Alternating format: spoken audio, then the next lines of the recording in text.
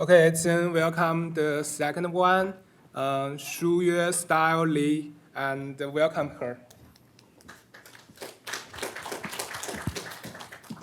Hi, my name is Stella. I'm a senior undergrad at Johns Hopkins right now, and I'm going to be talking about a quantum language model today, and here are all my amazing collaborators.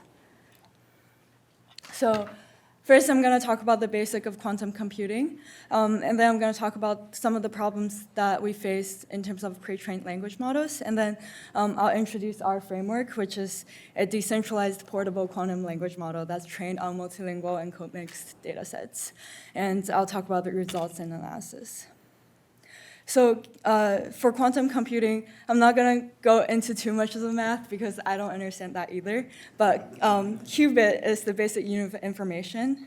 And this is what qubit, like the states represented by a qubit looks like. So instead of 0 and 1, that's for like classical bits, a qubit can be anywhere on the sphere. So the next stage of quantum computation, we need to first encode classical data to quantum states. And this quantum encoding stage basically takes advantage of quantum circuits, basically rotations and, I guess, projection operators to project the data to the Hilbert space that the qubit represents. And then quantum algorithms can be applied to the data. Here are some basic encoding schemes. They're all very easily, readily available using this Python package called PennyLane, and that's what we use in our experiments. Here are all the math of the encodings. You could look at it if you want. If you don't, that's fine. We use angle encoding in our experiments. So basically, it uses rotation gates. For example, if we had a 3D vector that's like pi, pi, pi, and then we use a rotation along the y-axis by pi degrees, then this becomes a vector of 1, 1, 1, and we project that to the quantum state, which is 1, 1, 1 in ket, which is the same thing as a three-dimensional bit of like 1, 1, 1, which is 7, I think. So now let's talk about NLP. Some of the motivations of our work is adversarial attacks that would recover private training data in a lot of the pre-trained language models. So this is a prior work in which they showed that GPT-2, if you prompt it with the start of an address, it could return all the personal information that's like phone number, email, address, whatever. So I guess one of the newer models, it would be better because of generation constraints, but this is a problem that's just there for pre-trained language models because they may be trained on personal or private data. So if we use quantum pre-trained language models, that's an advantage because random quantum circuits are irreversible, so it will be theoretically impossible for adversaries to recover the training data without knowing the setup for the circuit. So secondly, exponential speedup is provided thanks to entanglement and also the qubit representation. It can, instead of 0 and 1, it can represent a lot of values on the same sphere. Quantum models also have more expressive power because of the quantum entanglement process. That means it is more expressive in terms of it can potentially encode more complex and linguistically complicated data. Here is a math example. So basically, if we had a matrix product state of bond dimensional D, we can think of that as a matrix multiplication problem. In the classical network, the complexity is O of D squared, but then in the quantum space, the complexity is O of polynomial of log of D, so that's a lot less complex, which is faster. Lastly, if we do want to use a quantum pre-trained language model, the next problem is how are we going to actually use that on our personal classical machines for downstream tasks? So one of the focus of our work is to make a portable quantum language model in terms of we want to simplify the process of transferring data trained on quantum computers to the classical machines so that everyone can use it for downstream tasks. So here's our portable quantum language model, the pipeline. So we take classical data, project it to the quantum state, and then we train it on NISQ servers that's consists of random quantum circuits. After training, we only take the word embeddings and output that to the downstream models. And we define portability as kind of the ease to transfer information from the quantum side to the classical side. So we were able to show that only transferring the word embeddings, we are able to achieve comparable results as the same classical language model trained on classical hardware. So this is the kind of more in-depth structure of what we did. Because we are only using simulations of quantum machines, we were able to train a quantum LSTM, but like nothing larger at this point. So we replaced all the gates with variational quantum circuits, and all of the circuits are random circuits, and that goes back to how we don't want adversaries to recover our training data. With that, I'll go into this like VQC a little bit more. There are 3 stages: encoding stage, which is all the like 0 ket vectors to the left, and then we have circuit stage. And in this stage, because we're using a random circuit, this is just one of the examples. So circuits are randomly built with rotation gates, C0 gates. You can think of that as like the same as like classical gates, but it's just operating in the quantum space. And after that, we have a measurement stage to project, to use a Hermitian operator to project the quantum states onto the eigenvectors to get back the classical vector. So that's basically what this circuit is doing, and we put that back into the LSTM to train a language model. So we define ad hoc portability as transferring the minimal necessary information, which is the trained word embeddings, from the quantum language model to downstream tasks. Because a lot of the hardware constraints that comes with the quantum language model is quantum machines, it's impossible to just like have a random quantum computer in your household, I guess.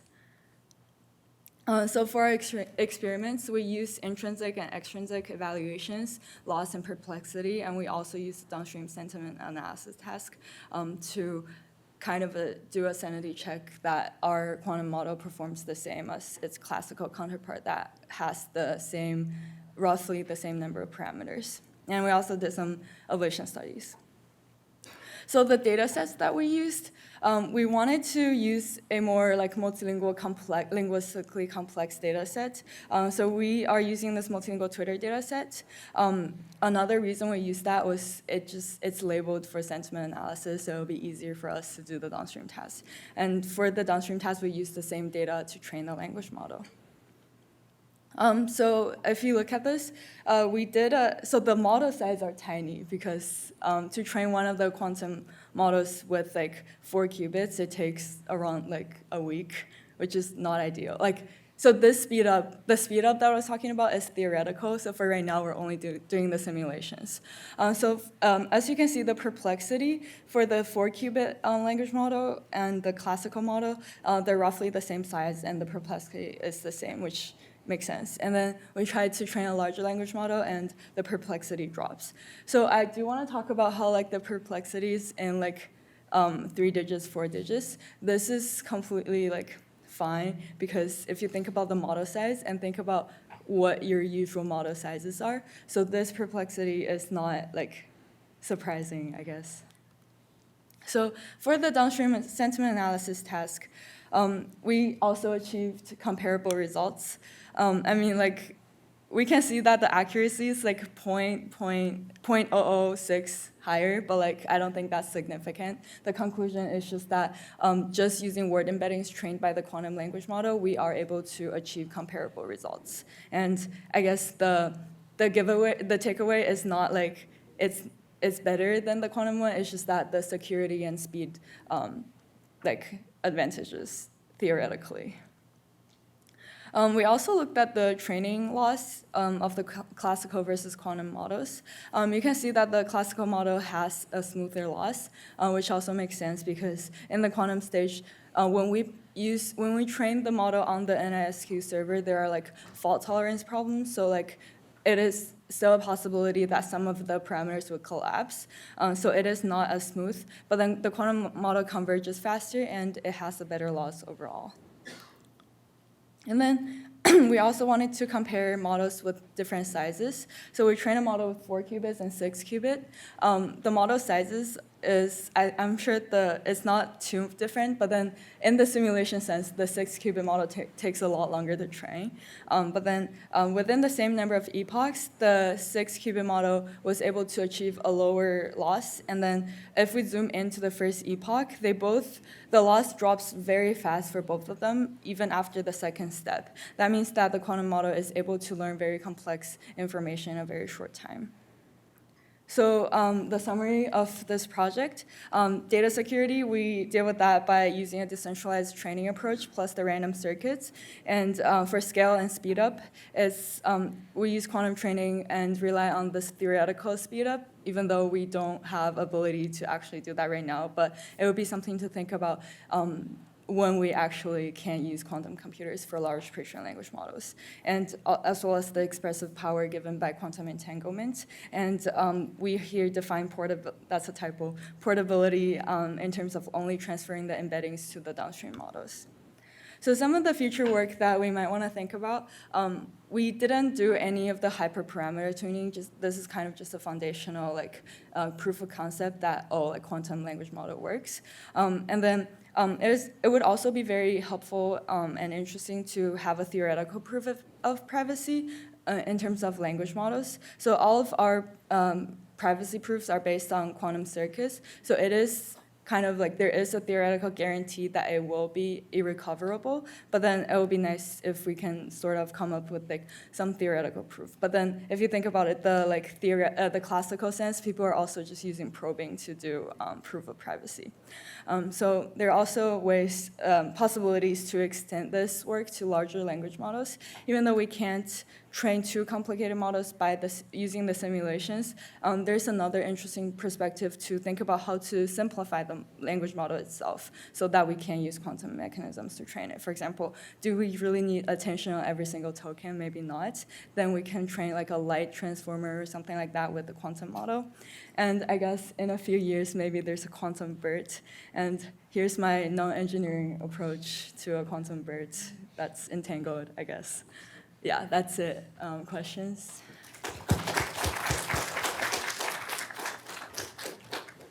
Okay, any questions? No? Okay. So I have a question. So can the model be trained in parallel? Right now you are incorporate that into LSTM. I assume it can only be trained not in parallel, right? I think there are definitely ways to train it in parallel. We just didn't do that. But if you think about it, there are multiple ways to train it in parallel. But I guess that's more of a physics problem if we do it in the qubit space. But I do believe that potentially, yes. I see. And so in the size, the model size, the number of parameters they're not in millions. They are just like 100 parameters, right? Yeah. Yes. Okay. I mean, 140, whatever. It's just tiny models for a proof of concept. Yeah. Okay. Any other questions? Okay. Oh.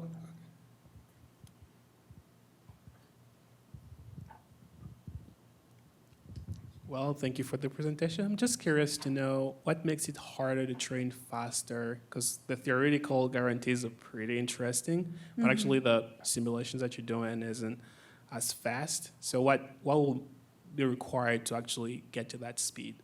Oh yeah. So the theoretical speed up is if you actually do it on quantum hardware. We're using classical hardware to simulate the qubit state. That's why it's really, really slow, but yeah, theoretically. Okay, thanks, Stella, again.